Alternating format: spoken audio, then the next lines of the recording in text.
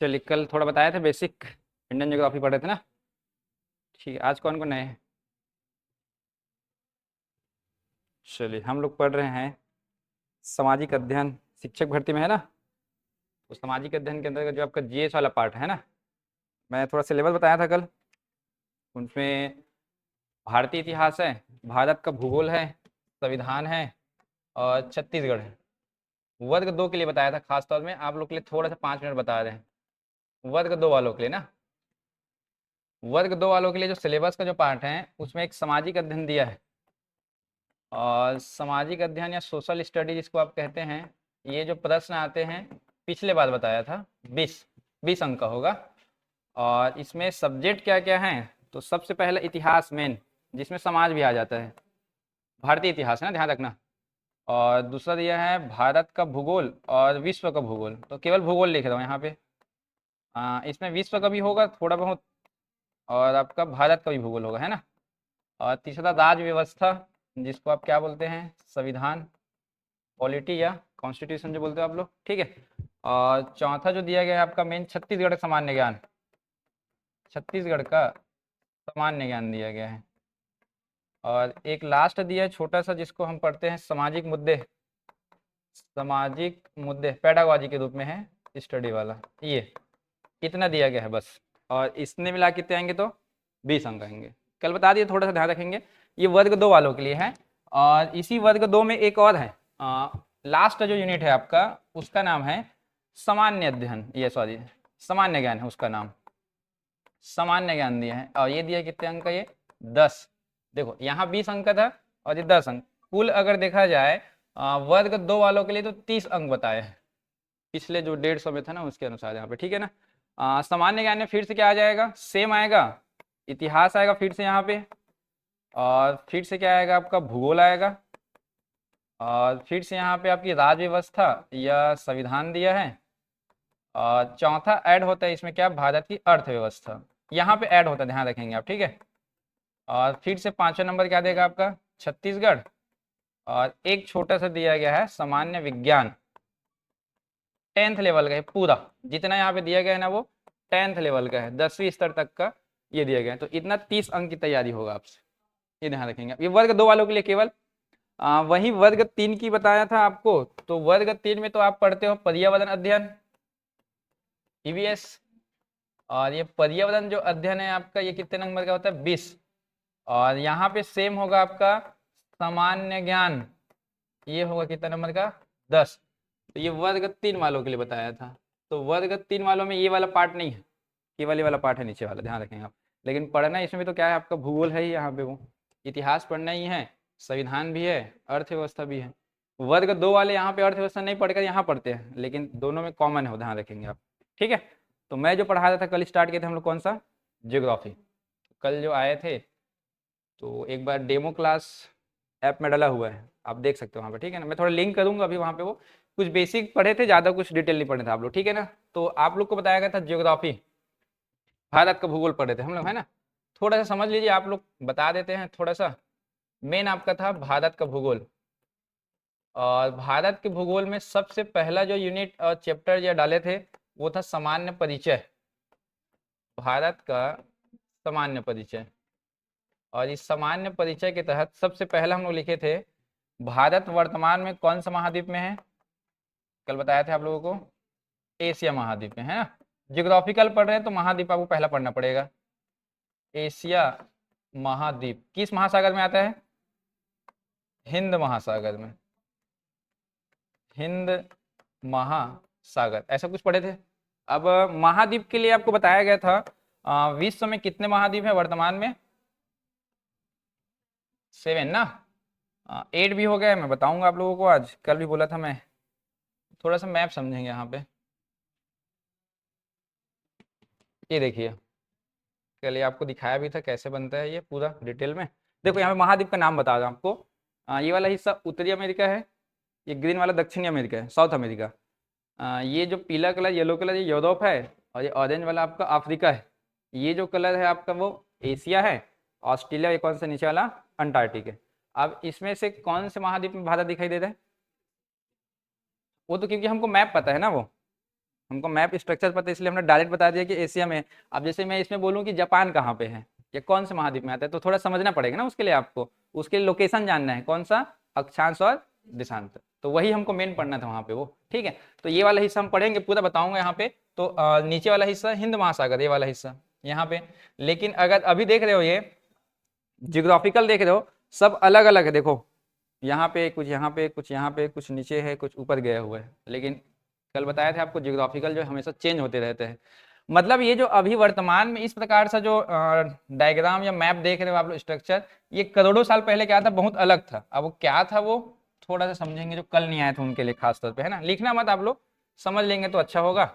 सातों महाद्वीप क्या था, पहले एक साथ जुड़ा हुआ था, ऐसा पूरा जुड़ा हुआ था।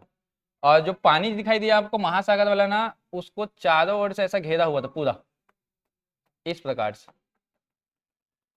और जो भूभाग था ना, जो सात महाद्वीप, इसको हम नाम दिए थे, कल याद होगा आप सभी को, पेंजिया। ये पेंजिया है। और जो पानी वाला जो हिस्सा है ना, इसको क्या बोले थे, पैंथलासा। ये पैंथलासा कौन सा वाला हिस्सा, जल वाला है ना। और भूभाग वाला हिस्सा क्या कहलाया था आपका, पेंजिया। ये भूभाग वाला लैंड वाला हिस्सा, ध्यान रखेंगे आप, ऐसा कुछ था पहले, करोड़ों साल पहले की बात है वो। लेकिन इस पृथ्वी का जो भूभाग है ना, उसमें ना करोड़ों साल पहले, मैं समय बताया था आपको लोगों को, 35 करोड़ वर्ष पूर्व की घटना है ये। इसमें क्या होता है, पृथ्वी के आंतरिक हिस्से में परिवर्तन होता है, आंतरिक परिवर्तन। और ये ना दो भाग में टूटेगा, जैसे कि ये ऊपर वाला हिस्सा टूटा और एक नीचे वाला हिस्सा यहाँ से टूट जाता है। तो ऊपर वाला जो हिस्सा टूटा ना, इसको नाम दिया जाता है अंगारा भूभाग, और नीचे वाले को दिया जाता है गोंडवाना भूभाग।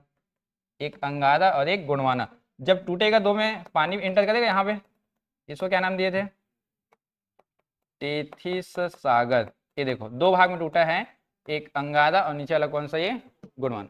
ये पहली बार कब टूटा पूछा जाएगा, तब 35 करोड़ साल पहले की बात है। लेकिन जियोग्राफिकल जो है हमेशा चेंज होते रहते हैं। आज भी क्या होता है, लावा बाहर आता है कि नहीं वहां पे वो, तो ये फिर से टूटा। अब फिर से कब टूटता है ये, अभी वर्तमान से लेकर 22 करोड़ वर्ष पूर्व की बात है ये। अब फिर से जब टूटा, तो ये जो पार्ट है ऊपर वाला, ये अंगारा, और नीचे वाला हिस्सा था आपका गोंडवाना। ये हिस्सा यहाँ से टूट कर अलग हुआ, देखिए यहाँ से, और ये हिस्सा अलग टूट कर हुआ, और गति के यही क्या कहलाया, नॉर्थ अमेरिका। एक हिस्सा टूटकर अलग हुआ यहाँ वाला हिस्से से, और यही टूटकर कहलाया क्या, यूरोप। और ये जो पार्ट है यहाँ पे, ये टूटकर अलग हुआ, यही क्या कहलाया आपका, एशिया। तो यहाँ से पता चल गया अंगारा लैंड से कितने बने हैं, नॉर्थ अमेरिका, यूरोप और एक, तीन महाद्वीप बने अभी फिलहाल, ठीक है ना। सेम नीचे वाला स्ट्रक्चर क्या होगा, वहां पे टूटेगा, यहाँ से अगर टूटेगा, देखिए ये वाला पार्ट यहाँ से, और नीचे वाला इधर जाएगा तो क्या बनेगा, साउथ अमेरिका यहाँ से, ठीक है। और ये वाला जो हिस्सा यहाँ से टूट के अलग हुआ, ऊपर की ओर गया, यही क्या कहलाया, अफ्रीका। और ये नीचे वाला पार्ट टूट के अलग हुआ, यही क्या कहलाया, ऑस्ट्रेलिया। और जो सबसे नीचे जो गया वही क्या कहलाता है, अंटार्क। ठीक है, ये बनी आपके चार महाद्वीप, देखो वहाँ पे। तो ऐसा कुछ बने, देखिए आप लोग, ये जो सात महाद्वीप आपको दिखाई दे रहा है अभी, देखिए सब अलग अलग जगह है। नॉर्थ अमेरिका जो गति गया था इस दिशा में, नीचे गया था कौन सा, साउथ अमेरिका, ऊपर यूरोप, इधर वाला एशिया, ये अफ्रीका, नीचे अंटार्कटिका, इधर गया था कौन सा आपका, ऑस्ट्रेलिया। मतलब सब एक साथ जुड़ा हुआ था पहले, करोड़ों साल पहले।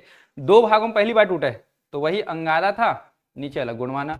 ये सात भाग टूटा, तो यहाँ पे इंडियन प्लेट कहाँ पे था, भारतीय हिस्सा कहाँ था, तो आप ये वाला पार्ट पढ़ते हो, अफ्रीका और ऑस्ट्रेलिया के बीच था ये इंडियन, ये इंडियन प्लेट है, ये गोल किया हूं वो। और यही टूटकर नॉर्थ की ओर गति किया है इस प्रकार से, और आग टकराया एशिया से, और बना क्या आपका हिमालय। तो इंडियन प्लेट पहले किस में था, अंगारा में कि गोंडवाना में, ये जानना था बस आपको। ठीक है, आपने सामान्य परिचय अभी यहाँ पे लिखा है, तो सामान्य परिचय में क्या लिखे हो, अभी लिखे हो ना, वर्तमान में कहाँ पे भारत पूछा जाएगा तब आप एशिया लोगे।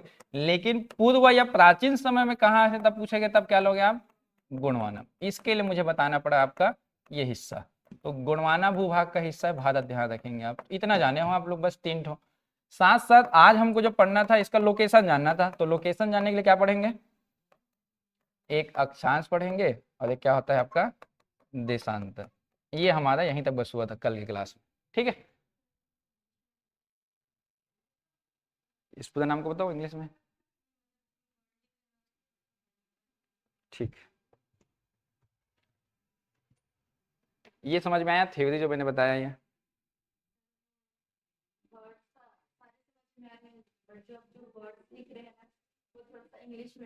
आप प्योर इंग्लिश है और कोई आप भी हो? तो लिखने से क्या होगा, मैं बोलूंगा जरूर, ऐसा नहीं है, लिखने से क्या होगा, टाइम जाएगा उसमें।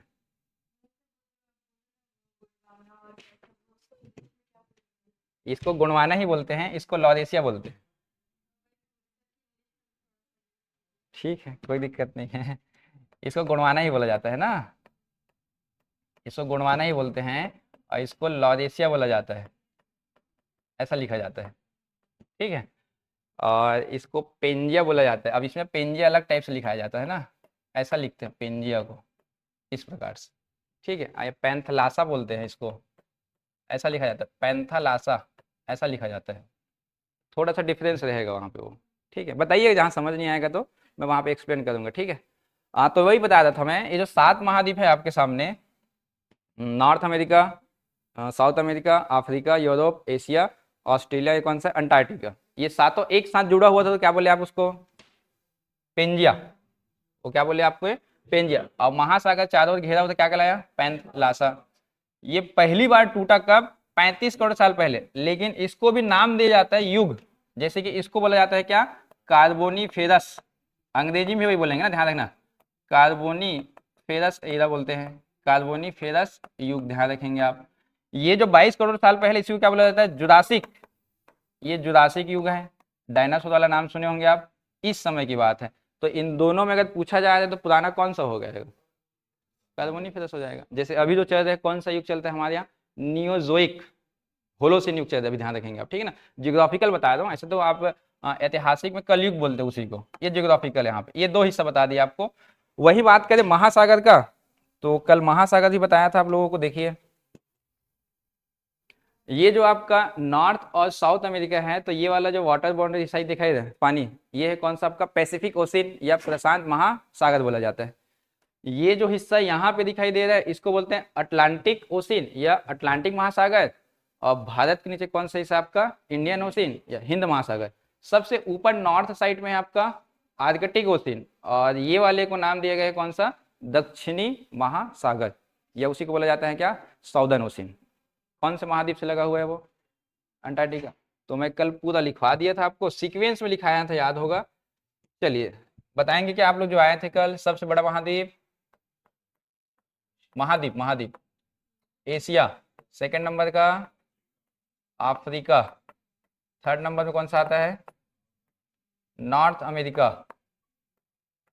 उत्तरी अमेरिका, चौथे नंबर में दक्षिणी अमेरिका, और पांचवें नंबर में आता है कौन सा, अंटार्कटिका, अंटार्कटिका, छठवें नंबर में यूरोप, और सबसे छोटा महाद्वीप कौन सा आता है, ऑस्ट्रेलिया।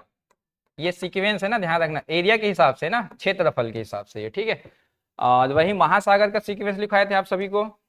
पहला कौन सा आता है सबसे बड़ा में, प्रशांत महासागर, पैसिफिक ओशियन, प्रशांत महासागर। सेकंड नंबर में अटलांटिक, अटलांटिक महासागर। थर्ड नंबर में भारत के नीचे हिंद महासागर, हिंद महासागर। और चौथे नंबर में आता है कौन सा, दक्षिणी महासागर, दक्षिणी महासागर। और सबसे छोटा बोला जाएगा तो कौन सा आता है आपका, आर्कटिक, आर्कटिक महासागर आता है। ये 5 बता दिया था आप लोगों को। ठीक है, वहीं पे लिख लीजिए आप लोग, इतना याद करना है आपको बस। और जो मैप वाला हुआ था कल का, आप बना लीजिएगा ना बाद में उसको, ये लिखेंगे कम से कम आप। हुआ, चलिए यहाँ तक जाने। हमारा जो मेन टॉपिक था, भारत का सामान्य परिचय पढ़ रहे थे, आपने जान लिया गोंडवाना कैसे बना, एशिया कैसे आया, महासागर कैसे आ गया।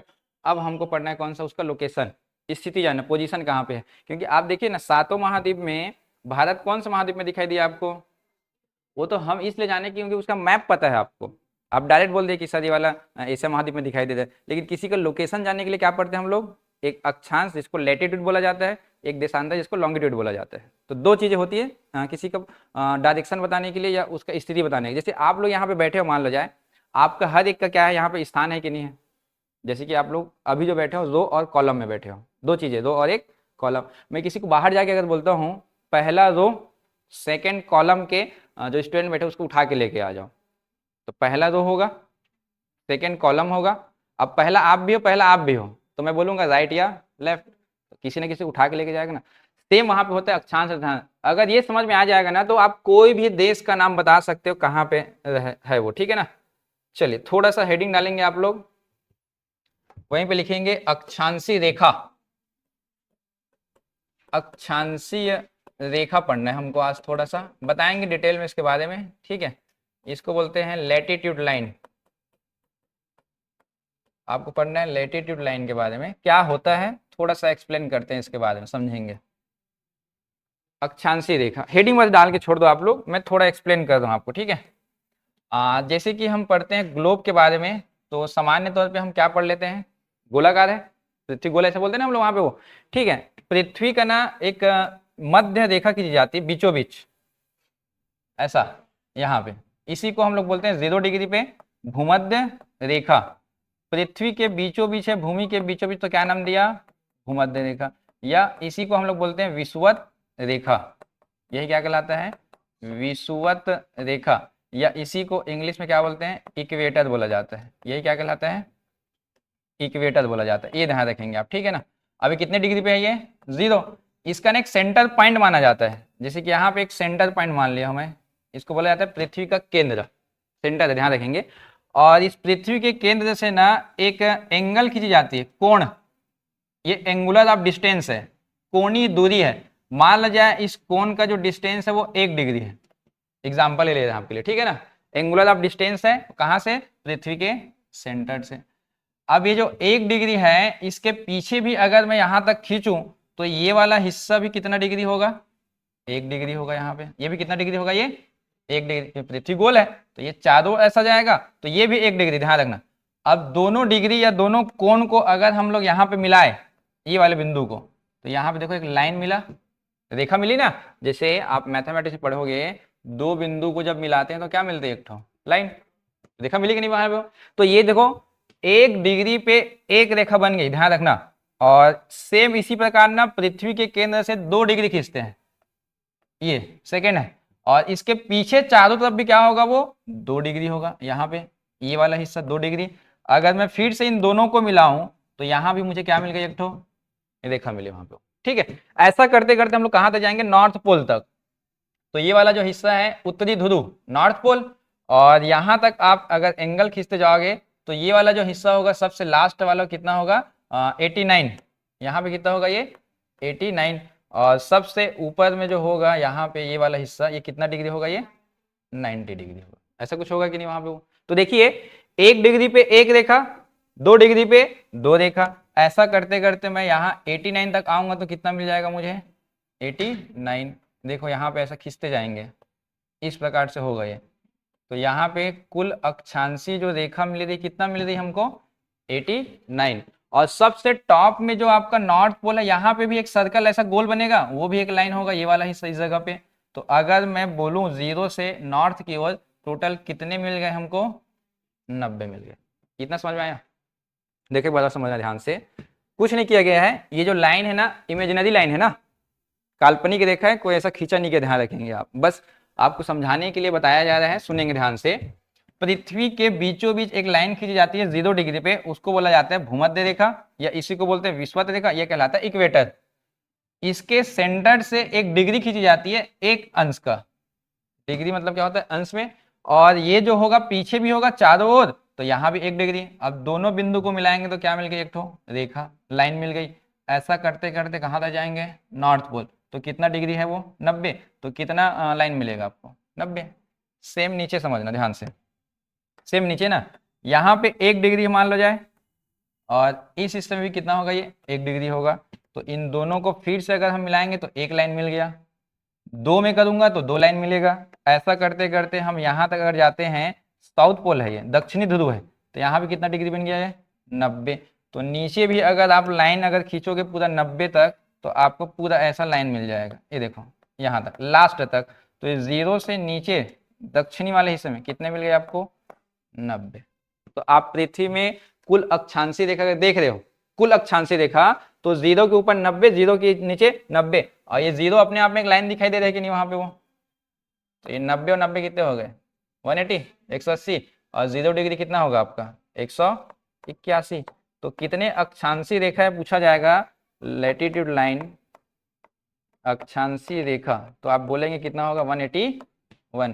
तो इस 181 में तो कहीं ना कहीं तो भारत होगा, मतलब इतना सारा लाइन खींचा गया है, यहाँ भारत हो सकता है, यहाँ हो सकता है, यहाँ हो सकता है, कहीं ना कहीं तो होगा, तो आपको पता चल जाएगा 11 में है, 12 में है, 8 में है, 10 में, 37 में, पता चलेगा ना कहीं वहां पे। अब ये नाम कैसे लिया जाता है, 0 के ऊपर वाले हिस्से को हम लोग क्या बोलते हैं, उत्तरी अक्षांश, नॉर्दर्न लैटिट्यूड, उत्तरी अक्षांश, और 0 के नीचे वाले क्या बोलते हैं, साउदर्न लैटिट्यूड या दक्षिणी अक्षांश बोला जाता है। तो ये थोड़ा नाम याद करना है। अब ये पता चल जाएगा भारत नॉर्थ में है कि साउथ में है, अभी थोड़ा देर में पता चलेगा आपको वहां पे वो। इतना आया कि नहीं एक बार बताइए, फिर आगे बढ़ते हैं। आया इतना समझ में यहाँ पे वो, ठीक है। थोड़ा सा मैप बनाएंगे बस, फिर मैं लिखवा देता हूँ इसको, थ्योरी लिखवाऊंगा अभी जो भी बताया गया है।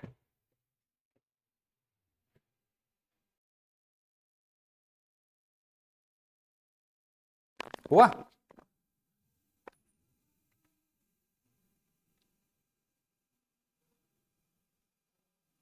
लाइव क्लास बना आप लोग से,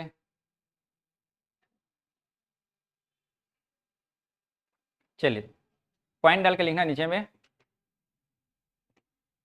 पॉइंट डाल के लिखना नीचे में। पहला, पृथ्वी के केंद्र से खींची गई कोणीय दूरी,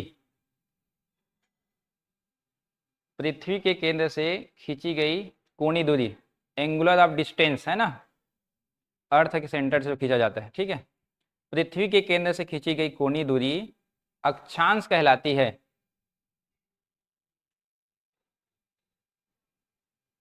अक्षांश कहलाती है। और दोनों बिंदु को मिलाने वाली रेखा, और दोनों बिंदु को मिलाने वाली रेखा अक्षांशीय रेखा कहलाती है।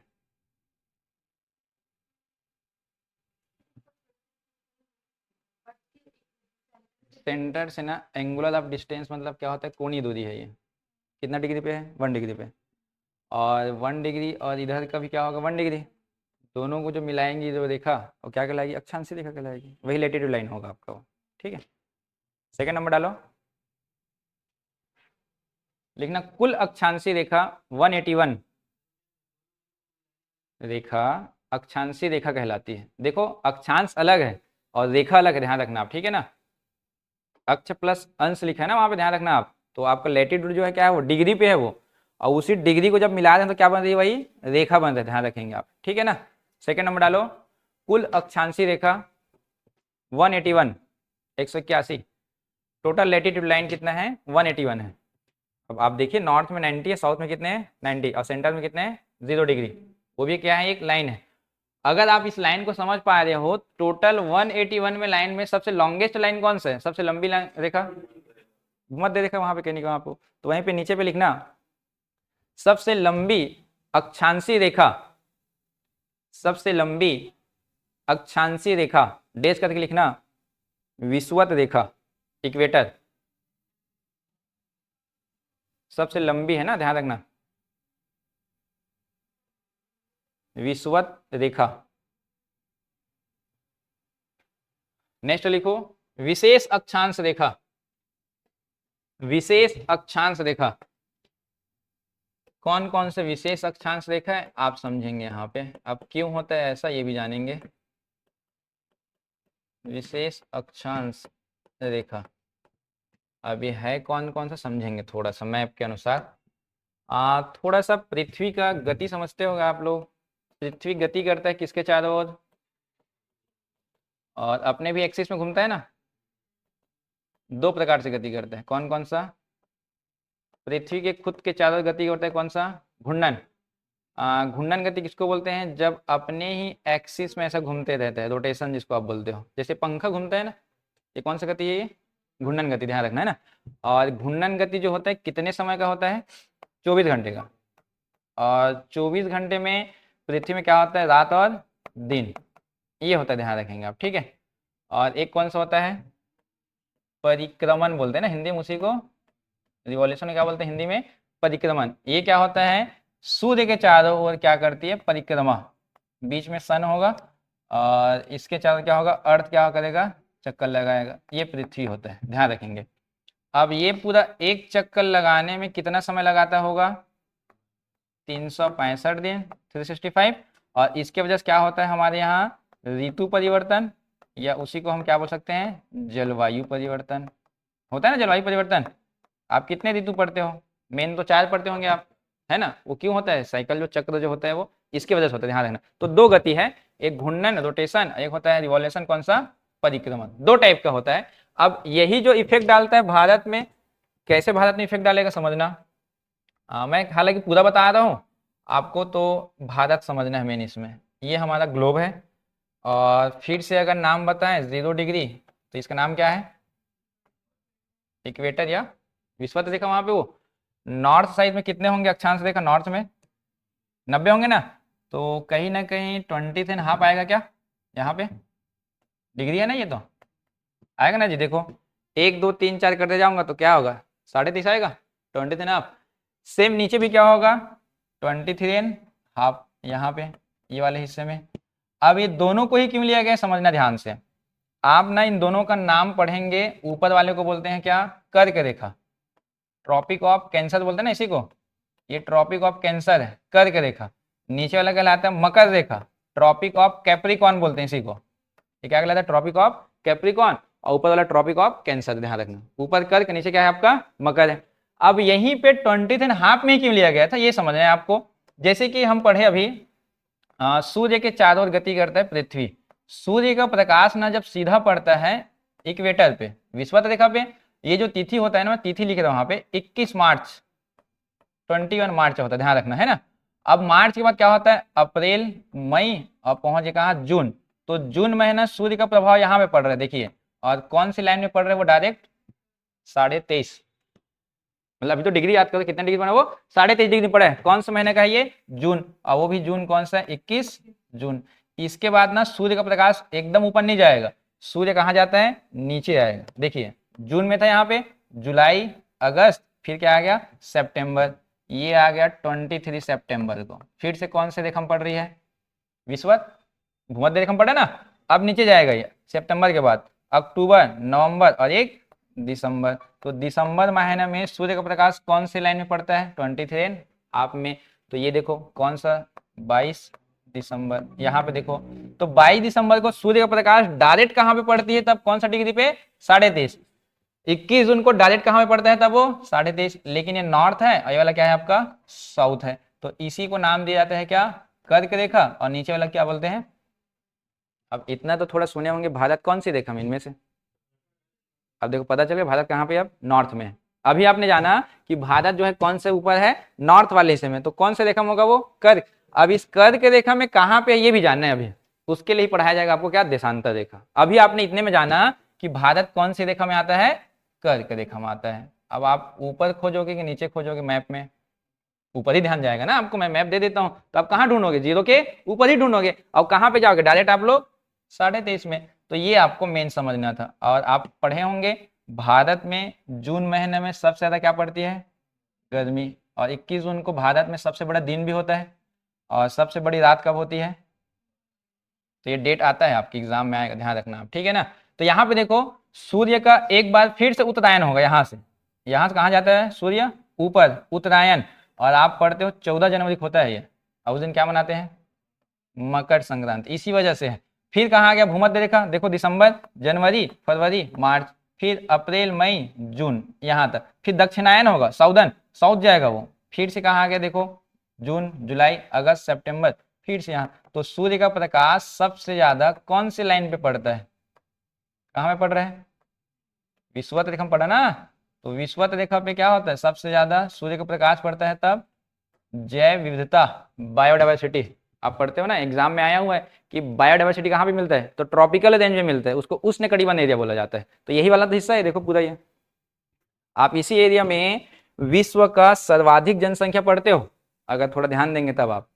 जितने भी लोग निवास करते कहाँ पे हैं, कर्क और मकर के बीच में है, क्योंकि टेम्परेचर वहां पे पड़ रहे हैं। तो जलवायु कैसा होगा वहां का, हाई टेम्परेचर, प्रेशर लो होगा, हवाएं आएगी, पानी गिरेगा वहां पे, कहीं नहीं वहां पे वो इसके ऊपर जब देखते हो आप लोग, इसके ऊपर 66.5, 66.5 ऊपर में कौन सा महासागर था बताएंगे क्या? आर्कटिक ना, तो ये आर्कटिक रेखा बोलते हैं इसी को, ध्यान रखना, आर्कटिक। और नीचे भी क्या होगा 66.5, यहाँ कौन सा महाद्वीप है नीचे में? अंटार्कटिक। तो इसका नाम क्या है? अंटार्कटिक रेखा। तो ये 5 लाइन बताया हूं, और बीचों बीच वाले को हम लोग क्या बोले? विषुवत रेखा। तो ये 5 जो लाइन है ना, इसी को बोलते हैं स्पेशल या विशेष अक्षांशीय रेखा। तो देखो ऊपर से नीचे आएंगे तो आर्कटिक, कर्क, विषुवत, मकर और एक अंटार्कटिक। आया समझ में? इन 5 ऑप्शन देंगे, भारत कौन सी रेखा में है, तब पूछा जाएगा तो कौन सा रेखा। इतना समझाना था मुझे बस, उसके लिए पूरे डिटेल पढ़ाना पड़ेगा मुझे। मैं जलवायु पढ़ाऊंगा तब फिर से आएगा, पूरा चीजें वापस आएगा, ध्यान रखना, ठीक है? इसको लिखो वहीं पे छोटा सा, विशेष अक्षांश रेखा हम लिखना है इसको, है ना?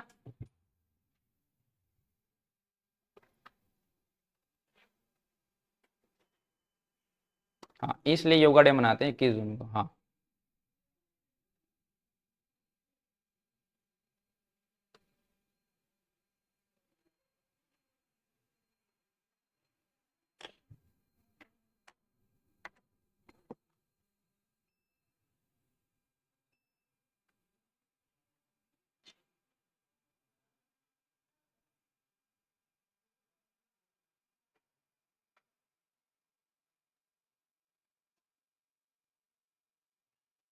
टाइट कर दूं थोड़ा सा इधर, वो वाला लिख ले थोड़ा सा, उसको भी ध्यान रखना ना। एक व्यापम में आया था, अभी एक एग्जाम हुआ था लैब टेक्नीशियन का, पूछा गया है पृथ्वी का घूर्णन गति कौन से डायरेक्शन से होता है? वेस्ट टू ईस्ट, पश्चिम से कैसे घूमता है ये? ऐसा जाता है, ध्यान रखेंगे आप, है ना? यही क्वेश्चन था एग्जाम में, आपको पूछा गया था, लैब टेक्नीशियन में आया था ये पिछले साल वाला में।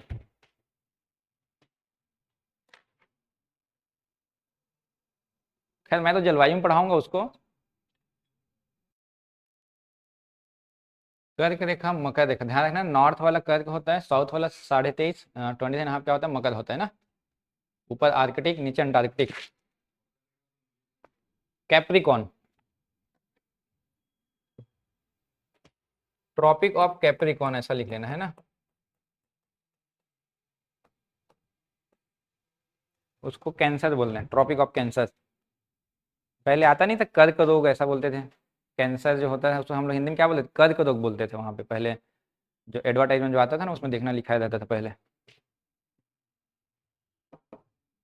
मेरे ख्याल से अक्षांश समझ में आ गया होगा, क्लियर हो ना? अक्षांश वहां पे वो साइड में लिखो देशांतर। यहाँ पे एक पॉइंट और लिख सकते हो, कितने पॉइंट हुए? 4 हुए क्या? पॉइंट में कितने हुए जो लिख रहे थे आप लोग? खुद हुए ना? चौथा, 5वां डालो, 5th नंबर डालेंगे वहीं पे। 5वां नंबर क्या डालना है मैं बता देता हूँ, देखो। ये जो जितना डिग्री है, कितने डिग्री का डिफरेंस में सबके सब? हाँ, 1 डिग्री है ना डिफरेंस। देखो ना जी, 1 2 3 है तो मतलब कितने का अंतर है? 1 का है ना।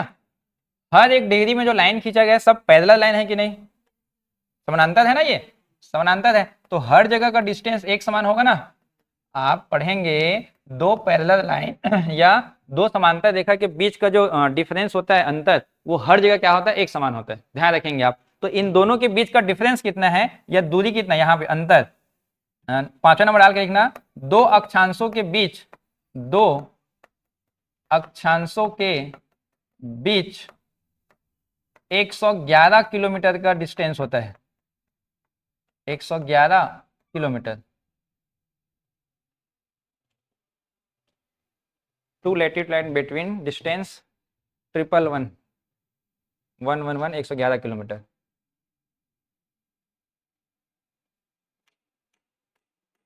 हर जगह एक समान होगा, ध्यान रखना आप, ठीक है ना? जहां भी आप निकालोगे हर जगह एक समान होगा। वो कहाँ काम आएगा? भारत में बताएंगे उसको। हाँ लिखो अब, देशांतर रेखा, देशांतर रेखा, देशांतर रेखा। और देशांतर रेखा को अंग्रेजी में क्या बोलते हैं? लॉन्गिट्यूड लाइन, लॉन्गिट्यूड लाइन बोला जाता है ना। ये देखते हैं अब ये क्या होता है, इसको समझते हैं, बस हेडिंग डाल के छोड़ देंगे आप लोग, देशांतर रेखा करके, ठीक है? चलिए अब इसको देखते हैं कैसे बनता है। सेम बनाएंगे ग्लोब फिर से।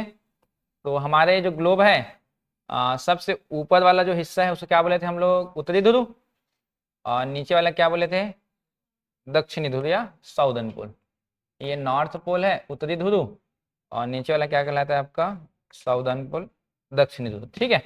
और इन दोनों ध्रुव को मिलाने वाली जो रेखा होती है, नॉर्थ पोल और साउथ पोल को जो मिलाने वाली जो रेखा लाइन जो होती है, इसे क्या बोला जाता है, देशांतर रेखा। अब देखो मैंने तो सेंटर में खींचा है, ऐसे पूरे ग्लोब में होगा। अब जैसे कि यहाँ पे एक और खींच देते हैं इस प्रकार से, ये ऐसा खींचा जाता है, इसको बोलते हैं वर्टिकल लाइन, या हिंदी में क्या बोलते हैं, ऊर्ध्वाधर लाइन, ये ऐसा। और यहाँ भी होगा कुछ इस प्रकार से, ये वाला हिस्सा।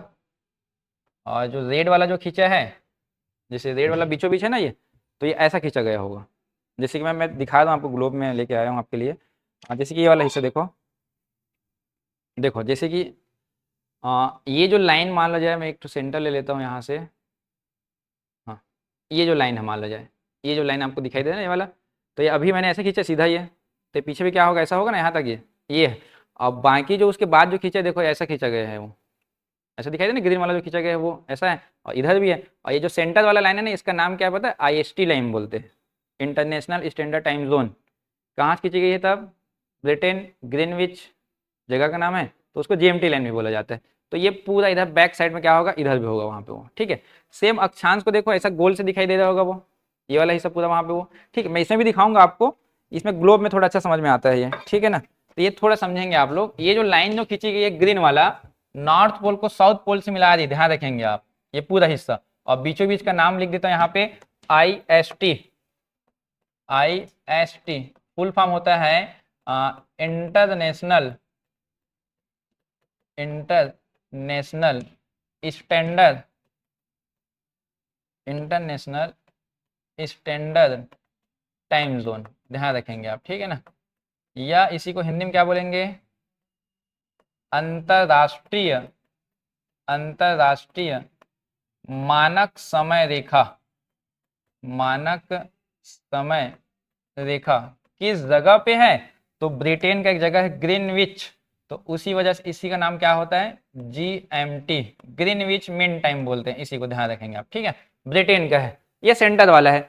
अब यही सेंटर से इसका डायरेक्शन डिसाइड होगा। देखो ये जो रेड लाइन है ना, इसके इस पार वाले हिस्से को, राइट हैंड वाले को कौन सा डायरेक्शन बोलेंगे, ईस्ट वाला है ना ये, तो उसे क्या बोलेंगे, पूर्वी देशांतर, ईस्टर्न लैटिट्यूड बोला जाता है, इसी को ध्यान रखेंगे हम ना।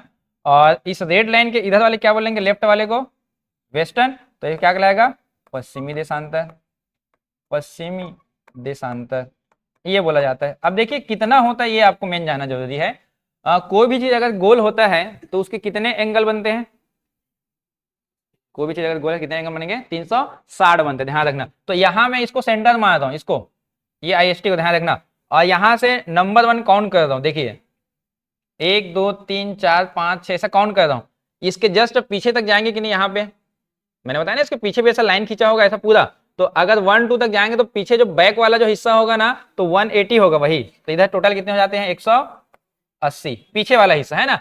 अब वो पीछे वाले हिस्से से यहां से काउंट करते आ रहा हूँ, 1 2 3 4 ऐसा कर दे पूरा ऐसा गोल तक यहाँ तक, तो ये वाला हिस्सा क्या होगा उसके लिए 180 हो जाएगा वहां पे वो। तो ये सामने वाला हिस्सा भी क्या कहलाएगा 180। तो आप देखो 180 कितना हो जाएगा 360। तो कितने देशांतर रेखा होते हैं तब 360। अब उसमें जानना है कि भारत कहाँ पे है। आया समझ में, ये छोटा सा बनाओ वहीं पे, इसको भी लिखेंगे वहीं पे, है ना। लाइव क्लास चंद्रशेखर जी, सरोज,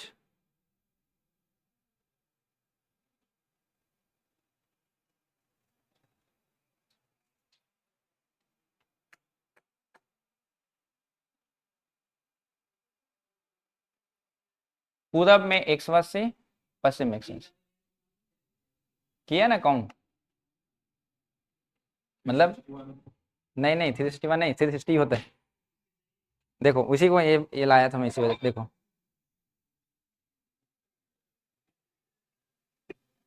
ये जो हाथी की जस्ट बाजू है ना लाइन, या IST यही, इसको मान लो सेंटर।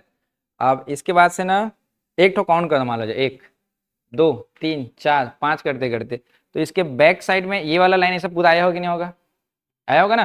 तो ऐसा करते करते यहाँ तक आ गए 180।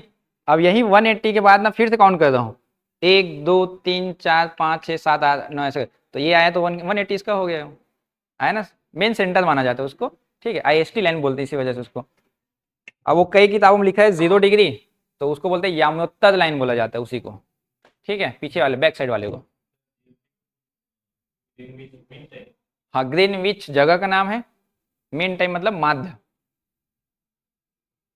मिड है वो, सेंटर है वहीं पे।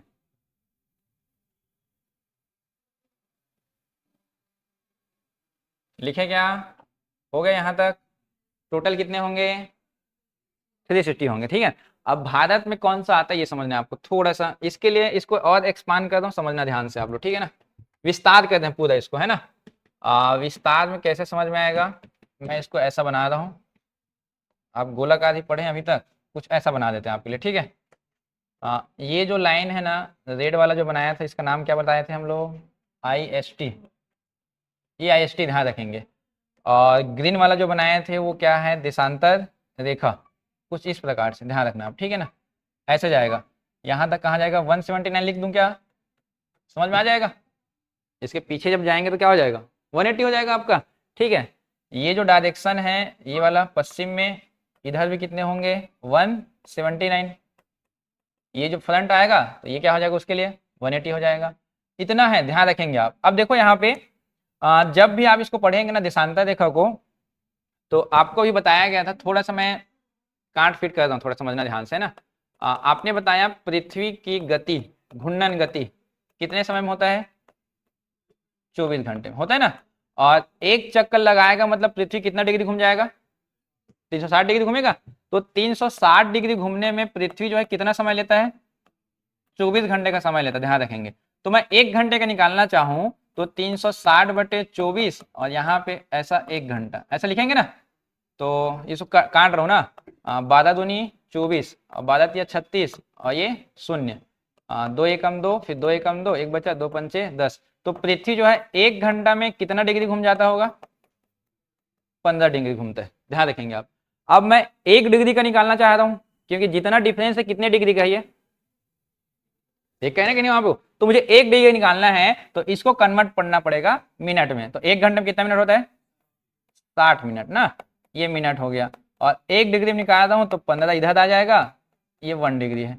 तो 15 कम 15, 15 चौके 60। तो पृथ्वी को 1 डिग्री घूमने में कितना समय लगता है, तो मैं बोल सकता हूं क्या, 2 देशांतर के बीच का जो डिफरेंस होता है कितने मिनट का होता है। जैसे वहां 2 अक्षांश के बीच का डिफरेंस आप उसमें लिए थे, दूरी में लिए थे 111 किलोमीटर, लेकिन यहाँ पे आप देखो ना, यहाँ पे क्या दूरी हर जगह एक समान दिखाई दे रही है क्या, आप बताइए, एक समान है क्या, हर जगह दूरी क्या है, अलग अलग है, ध्यान रखना। तो दूरी जो है इसमें समान हो ही नहीं सकता है, इस वजह से इसमें जो निकाला जाता है अंतर, वो किसमें निकाला जाता है, समय पे। तो कितने समय का डिफरेंस होता है, तो 2 आपका जो लाइन है कौन सा देशांतर, उसका डिफरेंस कितना होगा, समय पे होगा, कितने मिनट का वो भी। अभी देखो इसी को यहाँ फॉलो कर दें आप लोग, ठीक है ना। मान लो जाए इस GMT में ना, चलो अभी 12 बजा देते हैं एग्जाम्पल के लिए, चलो 12 बजा है। तो आप बताइए ये वाले लाइन पे कितना बजेगा, 12:04 और सेकेंड वाला में 8 मिनट और थर्ड वाला में 12:12, ऐसा कुछ होगा। सेम 12 बजाए तो यहाँ पे कितना बजेगा, 11:56 और सेकेंड वाला में 52 और थर्ड वाले में 11:48, ऐसा कुछ होगा। सही बनाया यहाँ पे वो। अब इसे क्या निष्कर्ष निकला, आप देख पा रहे हो IST लाइन से, या इसी को क्या बोलते हैं, GMT, IST या GMT लाइन से राइट हैंड या ईस्ट एरिया में जा रहे हैं, मतलब पूर्व की ओर जा रहे हैं, तो समय में क्या हो रही है, वृद्धि। और आप इधर जा रहे हैं पश्चिम की ओर, तो समय में क्या हो रही है, कमी। तो समय में क्या दिखा रहा है, कमी और वृद्धि को, ये पता चला यहाँ से। अब देखो आप कभी भी ना इंडिया का टाइम डिसाइड किए होंगे मोबाइल पे या डिजिटल वॉच में, तो हमेशा आप लोग लिखते हो GMT प्लस 5.5 घंटा, ऐसा लिखते हो कि नहीं आप लोग। या पहले डिजिटल वॉच आता ना, उसमें सेट करना पड़ता था बार बार टाइम को लेकर के वहां पे वो, तो GMT प्लस 5.5। या क्रिकेट मैच कोई देखते होगे तो ये तो इजी समझ में आता होगा मेरे ख्याल से, मैच उधर सुबह चालू होता है, इधर दोपहर 2:30 बजे चालू होता है हमारे यहाँ, ऐसा होता है ना कहीं वहां पे वो। तो आप देखो ये प्लस लिखा है, मतलब भारत कौन सा डायरेक्शन में होगा, पूर्व की पश्चिम में होगा, पूर्व में होगा, ये भी पता चल गया आपको। देखो पूर्व में, तो भारत का जो मेन जो है ना हिस्सा यहाँ पे है, ये है। और भारत कितने में पता है, 85.5, 82.5 में। अब इतने जो मैप आप लोग देखे अभी, जो मैप आप लोग इतना समय से देख रहे हो, उसको हम अगर मर्ज करें, एक साथ करें, थोड़ा समझना है इसको, 5 मिनट लगेगा फिर क्लियर हो जाएगा। जैसे कि आप देखेंगे ये 0 डिग्री है, और जो ऐसा हॉरिजॉन्टल जो लाइन खींचते हैं, इस लाइन को क्या बोलते हैं हम लोग? अक्षांशी रेखा, ये बोलते हैं, ठीक है ना। नीचे भी होगा अक्षांशी रेखा यहाँ पे, ये वाले हिस्से पे, और हमने जो वर्टिकल जो लाइन खींचा, वर्टिकल लाइन, इसको हमने क्या नाम दिया? देशांतर रेखा। ये ऐसा कुछ बनेगा, ये बन गया पूरा ग्लोब में अक्षांश और एक देशांतर। अब इतने बड़े हिस्से में आपको भारत खोजना था, मेन ये ढूंढना था ना आपको, भारत कहाँ पे है। तो आपने क्या क्या जाना है अभी तक? ये 0 डिग्री है, और ये 23.5 डिग्री है, और नीचे भी 23.5 डिग्री है। नॉर्थ वाला 23.5 को क्या बोलते हो? कर्क। नीचे वाला क्या कहलाता है? अब आपको मैं कोई बोल दिया इतने में भारत को ढूंढ के दिखाओ, तो पहले आप ऊपर देखोगे कि नीचे देखोगे? तो आपका ध्यान पूरा कहाँ जाएगा? ये इसके ऊपर जाएगा, पूरा ये वाले हिस्से में। अभी आपने बताया भारत जो है प्लस में है, तो जीएमटी से प्लस किधर होता है? पूरब में कि पश्चिम में? तो आपका ध्यान पूरे का पूरा, सबका ध्यान यहाँ जाएगा, ये वाले हिस्से से ये वाला हिस्सा तक जाएगा पूरा। इतने में जाएगा ना, इतने बड़े ग्लोब में। देखो आप, पहले आपने महाद्वीप देखा, अब महाद्वीप से पहले भी गोंडवाना देखा, अब महाद्वीप में आ गए तो क्या देख रहे हो आप? भारत। तो भारत के लिए क्या देख रहे हो? अक्षांश और देशांतर। अब मैं बता दिया भारत कर्क रेखा में है, तो आपका ध्यान ये वाले लाइन पे जाएगा, ये वाले लाइन पे। अब उसका लोकेशन अगर यहाँ पे ड्रॉ कर दिया जाए, ये ऐसा भारत, तो देखो कितने डिब्बे या कितने अक्षांश से अक्षांश पता चल गया, और देशांतर से क्या पता चल गया आपको? देशांतर। ये होता है लोकेशन आपका। आया समझ में? यहीं तक पहुंचना था मेन हमको। तो इतने टाइम से आप जो पढ़ रहे हो अक्षांश और एक देशांतर, तो वही चीजें है वहां पे। वो क्लियर हुआ? अब ये मैं दोनों को मर्ज कर दिया हूँ। मैं कल मैप दिखाऊंगा, मैं आपसे ढूंढवाऊंगा, कल कोई देश का नाम बताऊंगा आपको, आप खुद बता देंगे वहां पे। वो मैं अक्षांश और देशांतर लिख दिया आपको, तो बता पाओगे ना? जैसे अभी बताया ना आपका रो और कॉलम, सेम वहां पे इंडिया का है आपका, ठीक है ना।